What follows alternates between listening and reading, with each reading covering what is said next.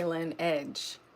You may think you are, but a telltale sign that you're not is that women continue to reject you, or you're repelling women in some way where they start to pull away. Maybe they start off a little interested, but then they really see that, you're passive, or you're people pleasing, or maybe even like you're being fake, right? Alpha, and they can see right through that.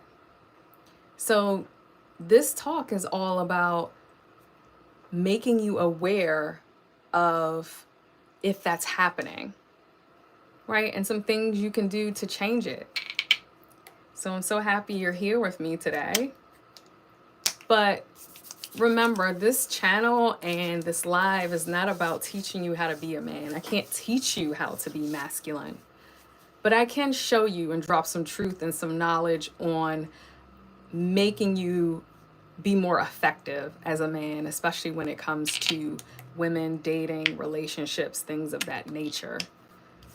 So, number one is if you are and have the pattern of seeking approval from women, right? Because if you are functioning through life or going into dating or romantic relationships, always needing permission or her approval to make a move, make a choice, make a decision, make a plan, then she's going to pick up on that. And it's actually going to put her in the driver's seat. It's going to force her to be in her leadership role and be the masculine.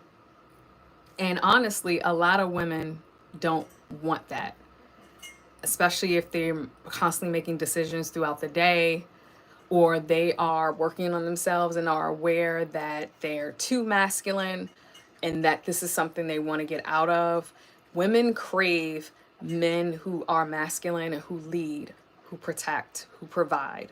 So this first pattern is all about you switching that mindset and your actions around stepping into being a leader. And that can just be something as simple as you going from needing permission or validation to make a decision or feel worthy to you showing up. You meet a woman and showing up just to plan the date, plan the first date, second, third date. There's something so attractive about a man. Is like, look, I know what you like to eat. I went to this awesome restaurant not too long ago. I want to take you. I made reservations for Saturday at 8. Are you available? Or, wear something that makes you feel sexy. Instead of, oh, I want to make reservations on Saturday. What do you think? Now, if she likes a few different types of cuisine and you're like, look, I know you love Italian, but I also know you love Mexican. I have 2 really great places that I want to take you to. What are you up for as far as cuisine? I'm not saying always constantly make a decision and bulldoze over that woman, but like I said, feminine women love men who take charge. And women are craving men to step into their masculine again, because there's a lot going on with this flip and polarity that has happened where men are like, want princess treatment. And I'm telling you, that's going to repel women, healthy, quality, feminine women right away. Hello, Heather. Welcome, everybody. Miha. And so, number one is noticing and being aware if you have a pattern of seeking validation and approval and then pushing the woman to always constantly make decisions or needing permission to make a decision, even if it's for your own life or for you as a couple or just you as, dating. So like I said, how you can start to flip that is take the initiative, make the effort, and take the lead. And then number 2 is interesting. It's crucial, because the second thing you want to notice if you are not in your masculinity, not in your masculine edge, is how you respond or maybe react when a woman gets emotional and or she's challenging you by, setting a standard or a boundary. Are you getting defensive? Are you getting frustrated? Are you getting angry? Are you falling apart in your own way? You know, women want men who are grounded and who are able to stay steady under pressure. And I'm telling you this, I said it in my last video, a healthy feminine woman, she'll challenge you out of her having her own standards. Maybe something you're not used to, but it's something about her that intrigues you because she knows that you're not going to, she's going to hold you accountable. She's going to hold you to her word. You speak Arabic, you can't understand English? Well, welcome anyway. Awesome to have you. I don't know how to pronounce your name. All good. Maybe you can watch the replay and get the captions in English. This is the second person that came on my live and said that. So it's very interesting. Nam, thank you. I'm into astrology, but not like heavy into it. I definitely look at patterns that are happening in the cosmos. And also I will look at, you know, pay attention to people's signs, but you got to know the whole like natal chart for it to make sense. I don't want to get too far off the topic, but my sun sign is a Sagittarius and my moon sign is a Gemini. So bringing that actually back to the point of the conversation, I realized that even in my astrology signs, there's a lot of masculine energy there, especially a Sag because it's a fire sign. So I know that I want a man, always want to date a man or be in a relationship with a man who is masculine, who takes the lead, who takes the initiative, because I do a lot of that in my everyday, day-to-day life already. And also just because of the strained relationship I had with my father. That's, you know, and him not being in my life for a very long time, I missed a lot of that masculine energy that can give structure, that can lead, that can protect, that can provide, you know. And it had me waver sometimes on my boundaries because I wanted that with men, because I wanted that, or my standards with men because I wanted that so much. But also it forced me to be in my masculine all the time, because I got to a point where I was like, oh, I don't know if I can trust men, and the only person I can depend on is myself. So if I'm constantly in my masculine energy, you know I'm not going to disappoint myself. So it's something to really stay aware of, gentlemen. If you are out there and you are being disconnected, getting angry, getting frustrated, getting defensive when a woman is emotional around you or she's challenging you in some way, or maybe even being passive, that you're not willing to speak up and set boundaries, like women will test you and see if you can stay steady under pressure. Or sometimes maybe they're falling apart and they want somebody who's strong, who can hold them and witness them in their falling apart. And then, you know, after they get over their hump, obviously they may need help with the solution to whatever problem they're experiencing, depending on what it is. So hey, Mahir, thank you. Welcome. So that's something you want to really be aware of, because like I said, women love men and are looking for men and are attracted to men who are grounded, present, confident, calm, direct. And that all comes from experience. I'm not saying as a man you're supposed to have this down to the T and be perfect around it. You're human. You're going to make mistakes.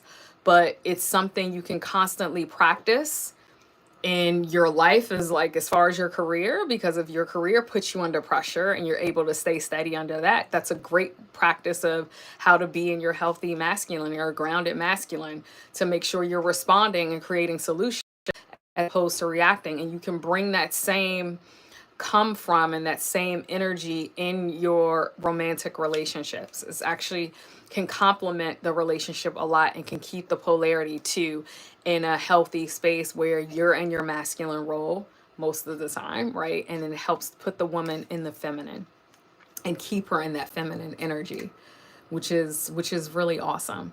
So the third point I want to make around, are you being in your masculine or repelling women, you want to notice if you are overcompensating in any way. And these can go in the extremes. So you can be overcompensating in, excuse me, I'm a little hot. You can be overcompensating in trying to be so controlling and domineering and so strong it comes off as like fake, very fake, very alpha, very more arrogant, not confident. And women can smell that a mile away because it's so fake. It's almost like you're putting on a persona and a mask so that she can't see the real you. So something to be aware of, but also notice if you're in the other extreme where you're overcompensating and being a people pleaser, being a Mr. Nice Guy, constantly saying yes, not stating your boundaries, letting a woman disrespect you, or she doesn't know your boundaries or your standards and you're not speaking up to tell her, and you're just letting everything happen and saying yes to everything even if you want to say no. Notice if you are that type of man too, where you're overcompensating to just keep her around, and you're going to constantly say yes. Your feelings don't matter, your desires don't matter, your needs don't matter, your boundaries don't matter. That's the other extreme of being overcompensating, where you're people pleasing so much because you want her to stay around, and it's putting you more like in your wounded, like feminine energy, right? Or the wounded masculine, where you're like, oh, I got to be so guarded and strong and be so stoic all the time and kind of be like so fake and wanting to control and be domineering. That is annoying too. Women don't like that because it makes them feel like they're not free, and the feminine is all about being free, right? Being fluid, being in the flow of their own attractiveness and creative gifts. So they're going to feel that if you're trying to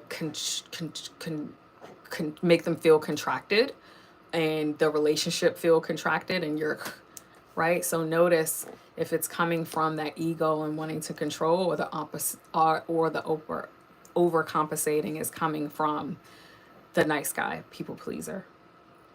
And if this all makes sense to you and you're having issues, I haven't put this out there publicly, but I'm offering you, if you're listening to this, a way for me to help you. And I have this new call coming up, is the masculine audit call. I'm only, selling singles. So the call is 147 for the first 5 men that sign up. And basically what this is a 60-minute call that's laser focused, all in truth, directedness, and then you walk away with a plan to go put in practice right away. So it's a 60-minute call to where we uncover quickly your blocks around your confidence and your presence or your masculinity, where I make you aware of your patterns that have come from past relational dynamics and romantic relationships and or dating, which can be unhealthy if you're not aware. And then also the shift, right? A plan to help you shift out of this fast. So you'll be walking away with all this knowledge and awareness, but also an action plan where you can flip all of that to put into practice in your life, where like I'll give you like a masculine mindset shift practices you can practice. Obviously something for your confidence, which I have for free. You just signed up for now. I can tell you about that later, but people who sign up for this call will get that automatically. And then also, a way for you to walk away feeling different, being different, so that you can be different and put everything into action that will get you unblocked, will have you more confident, more masculine, more present, and also to have you start to change those patterns, because you don't want to go into dating and relationships with all the muck coming from what happened in the past, right? That's going to block you from the possibility of what you could create with this woman that's right in front of you, right? She doesn't deserve that. Nam is projecting issues, the mother on other woman. I don't know what that means. Projections can come from anywhere. They can come from any type of wounds. What is the root problem with incels? I think they have a few different problems, but one of them I think stem from just being unhappy with their results from women, that it's gone to the point where it could be two extremes where, like, I've seen like the incels with the red pill and black pill movement, where they're so far gone off of women, they don't even want them in their lives anymore, and they're creating these own little communities within themselves where women don't exist, or they have this really diluted mindset around like women have to be X, Y, and Z. And if they're not this way, like they're not a virgin and whatever, things that aren't really realistic in this modern time. And they have to be this one way. And if we don't find these type of women, then we're Xing all of them. And or put generalize a lot of generalizing of women too, based on their past experiences, right? Their past rejections and issues with women. And I'm not discounting those experiences, but when you bring them constantly in the present with you, you're going to end up as a man, what I am experiencing from the red pill and black pill movement, the extreme of it, which can create the incel communities, is like hate and blaming women. So I'm always looking at that content or observing from a macro and also micro of like, where are these men being led to be by themselves? Is that really making you happy? Yeah, I mean, it could be creating some peace. And I understand taking a break from being in a relationship with women or dating and wanting to fully work on yourself. But I don't think those communities are necessarily always doing that. I don't know if that's the full intention. So I'm still looking at that, but I think that's some of the root cause problems. And then the other way can be like incels wanting, some people wanting to just isolate, to some men just wanting to isolate to the point of being completely alone and not being bothered because they're so afraid of experiencing rejection or again, or they're so introverted that they get full on introverted, where they isolate themselves from women, from being social, from everything, right? From actually creating life and experiencing life. I hope that answers some of your questions. Obviously, that's just my perspective and my take on it. If you ask anybody, right, online, or maybe even just people in your life, everybody's going to have a different take on it. But I've looked into it because I've been wanting to make long form videos around that. And I know some of that has to do with like just the things we went through the last few years with COVID and having to isolate and be apart from our friends, family, having to date in a new way or not date at all. Like, I know that also impacted like people isolating more, men isolating more, people being by themselves more. So I encourage men to get out of that and be okay with putting yourself out there again, and also understanding that life, definitely not women, because we're very complex, is not just black and white. So yeah, you can have standards, but you're not going to meet, but also be aware of your your state of mind around, are you putting up a standard, or is this an expectation that you're putting on women? Like, they have to be a virgin or have a really low body count. They, can't have X, Y, and Z, right? So things like that. And it's like, you gotta be honest with yourself, or what's non-negotiable and what's negotiable. Because what if you meet a woman of your dreams, but she has like 5 more tattoos than what you, I don't know, envision on, that's supposed to be on a woman's body? Like, I'm saying something ridiculous because, I've seen communities of men talking about this. Like, I would never date a woman with tattoos, or I would never date a woman with a lot of tattoos. And that's understandable. But then what if she has everything else that you want, and she's matched your core values and your interest in some way, or has standards for herself, and she's a great match for you, and she has five or six more tattoos than what you thought. Like, people have this box they created around this, what this person is supposed to be, and if you don't let up on that and in certain, right, check the boxes. I think women are more like this, not men, but I'm giving you a very dramatic example. Then what are you doing this as a response to and an excuse to stay being alone, because being alone, even if it's peaceful, is easier, right? Because when we're in a relationship, we're a mirror for each other, and it's an uncomfortable place to be in, especially when somebody's mirroring back your crap. And but it's such a beautiful opportunity for us to grow and expand, even if you end up not being with this person for a long time, right? You can be dating a woman for 3 months and they could teach you so much about yourselves, but y'all don't end up together, and that's okay, you know? So I hope that answers your question, Nam. Great question. I'm really happy you asked that. But basically, you know, those are the things that I want you to think about and marinate on. And if what anything I said doesn't make sense, well, take what resonates and leave the rest. So to go back over everything, if you're just coming in here, you know, number one, be aware of if you have a pattern of seeking approval and validation from women. Number two, be aware if, you know, you're not leading at all, and how are you responding when you're under pressure with this woman and she's being emotional or challenging you in some way. Are you responding or reacting? And then number three, you know, notice if you're overcompensating to have this woman and keep her in your life some way, or being controlling, right, to try to keep her in your life and hold your, you know, your stance. So again, the masculine audit is available for you. I will drop the link if you want to book it in the description after I put the replay up of this call. It's $147 right now for the first 5 men who sign up. Again, that price will be going up after that.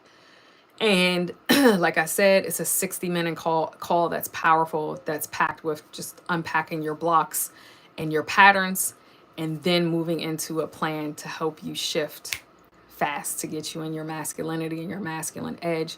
And it's something that's a constant practice just to help you be more effective in life and more effective with women, obviously. And I'll see you tomorrow. I'll be live again, and I'll see you in the next video. Ciao.